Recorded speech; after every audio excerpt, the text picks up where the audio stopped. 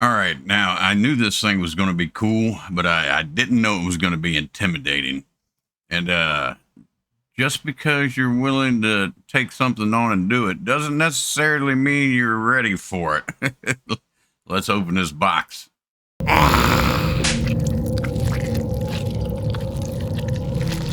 All right, so what we got here is 1/16 scale Hasegawa Wright Flyer. Now, the only history lesson I'm going to give you is the Wright brothers flew this in Kill Devil Hills by Kitty Hawk, North Carolina in 1903, and that's it. That's all history I'm going to give you. You want to know about the Wright brothers and the plane, you can look that up. But now this kit itself was made in 1985. This kit is like 40 years old. And when I popped this open, man, I mean, in my opinion, it don't have to be in your category of models you like to build to call it Grail. I mean, I did planes when I was a kid, nowhere near like professional level, just, kiddie level. And I started about a year ago with IPMS, and I wanted to, get better. So I still wouldn't call planes my thing. I haven't even finished one yet. But this is the Grail kit to me, no matter how you look at it. And you will see why in a minute. Now, I don't know about anybody else, what you think about when you think about the Wright Brother Flyer. I think, simplified, plain, base model of aviation. What we get today, this is how we got there, real simple. I was wrong. I was wrong. When you start to get into these directions, man, and for one thing, this kit, this is, like I said, this is like a 40-year-old kit somewhere around there. Beautifully laid out. You know me, I love all the stuff that comes inside. Nice, beautiful picture of it finished. And they also made other 1/8 scale museum models series. So this is museum quality. This is like what you go to the museum to see. And, if you're going to build stuff for a museum, you better know what the hell you're doing. We're going to set this instruction book right over here for a second, because we're going to come back to that. Now, when you start digging into this, and I'm not going to be tearing things open because this kit is on loan to me from my IPMS brother, Max.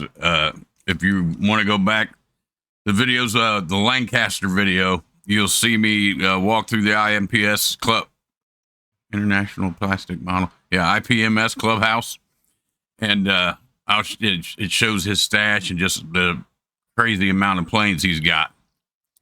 These are the long running rails. This thing is got like a 2.5 foot wingspan and like a 1.5 foot long fuselage. Well, I don't even know if that really considered a fuselage. But if you look at this right here, I don't know if you can see it. It says Japanese cypress. This is made out of Japanese cypress. But this, and unfortunately, I'm not going to really unfold this because I don't want to mess it up, because like I said, it's 4 years old. I opened it a bit earlier and it stayed fairly curled.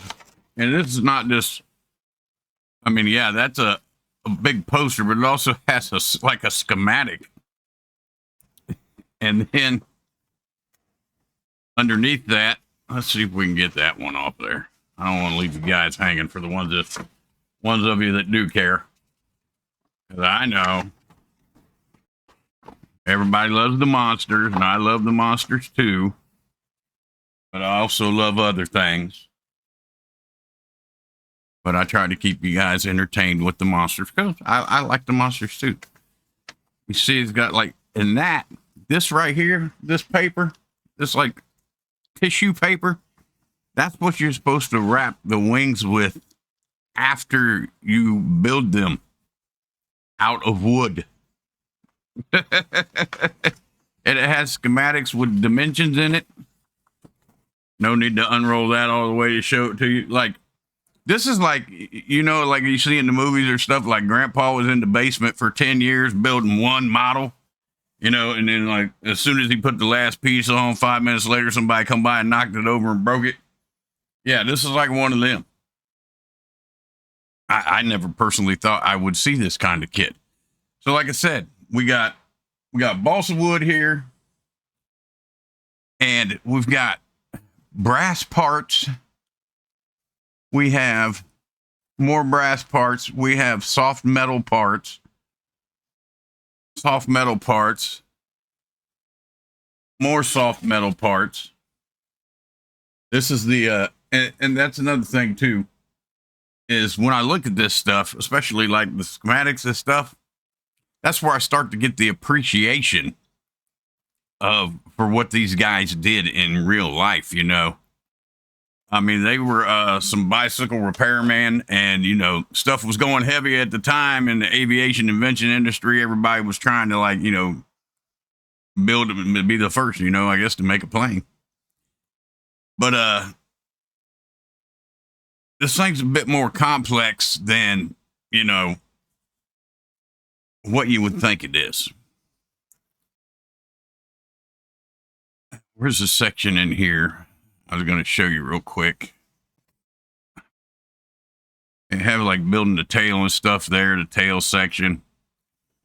And like I was saying, like laying this paper over it, you see right there, and gluing it.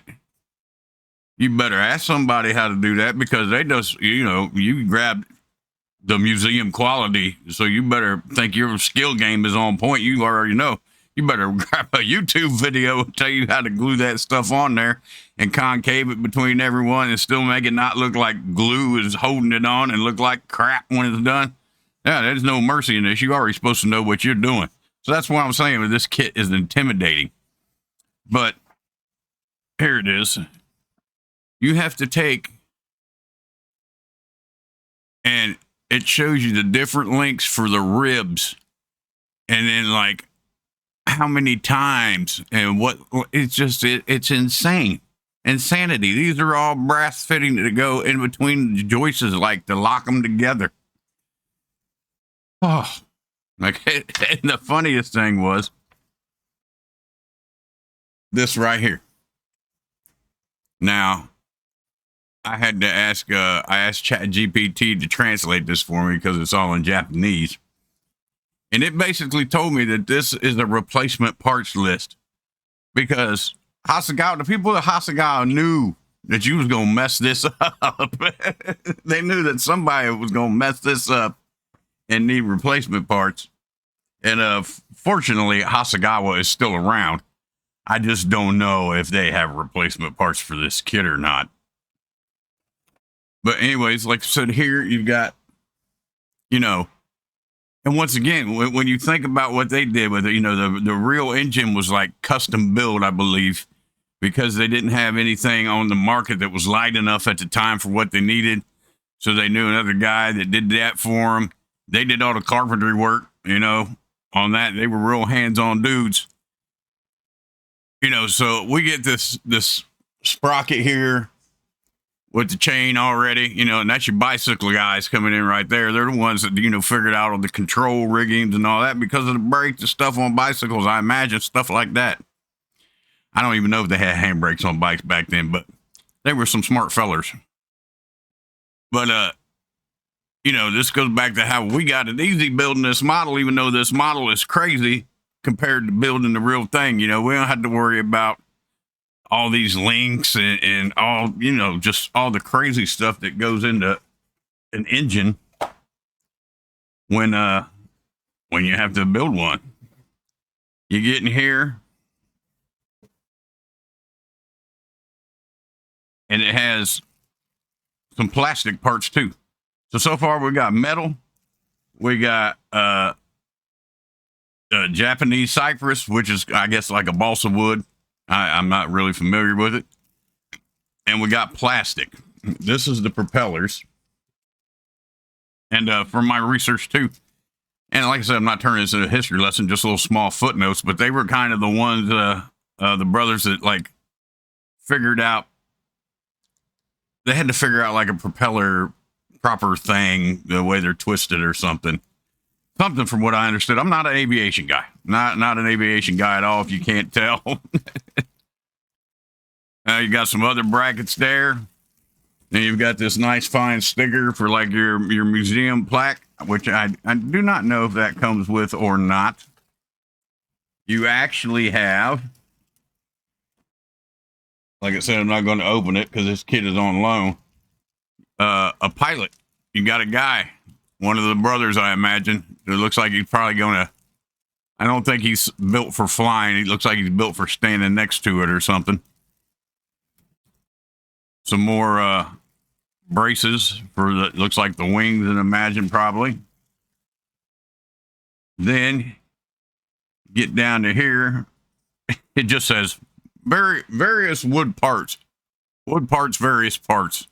And a piece of wood, a piece of metal, some other white metal. Looks like wing supports. Maybe. Now, like I said, I would have to look into it. You got tubing. You got a roll of I don't know, black cable for, I'm sure it's something to do with the rigging. You've got a roll of looks like copper wiring in here. And they even back in the day, but they look to be worthless now, a couple tubes of wood glue. Yeah, those are hard as a brick. Oh, I love this old stuff. It is so great.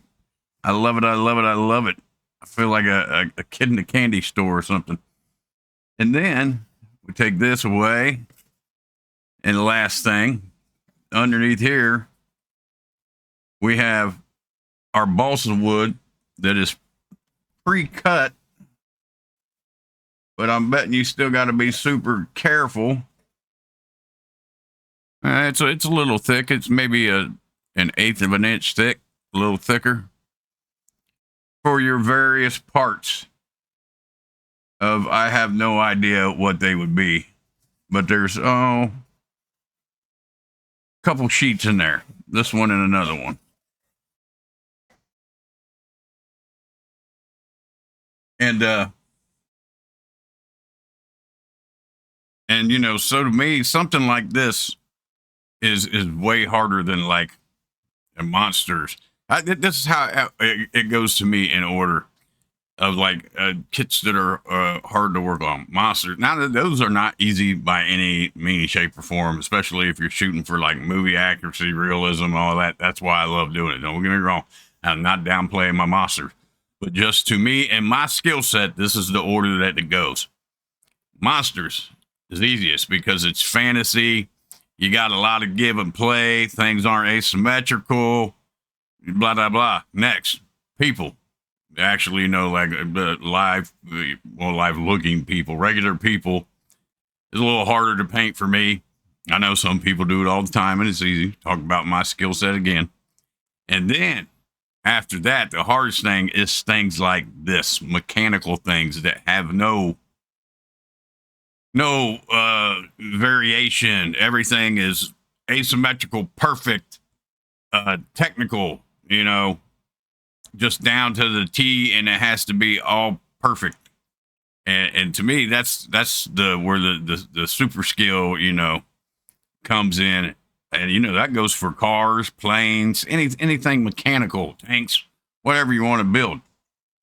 And then, but to me, though, the beauty in that is, you know, the weathering. That's where I still get to express like my artistic expression, you know, weathering, realism. And to me, that's what I love about it. And I love just these subject matters, you know, the varying subject matters. I just never grew up. That's what it is. I never, ever grew up. And if I get to keep doing this, I don't want to.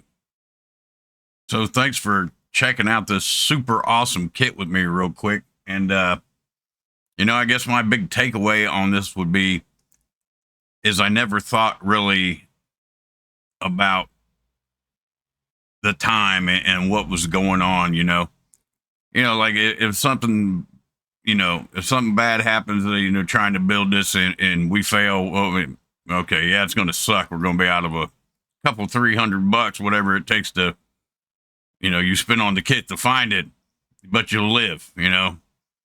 These guys, if something went wrong while they were doing it, they could have died.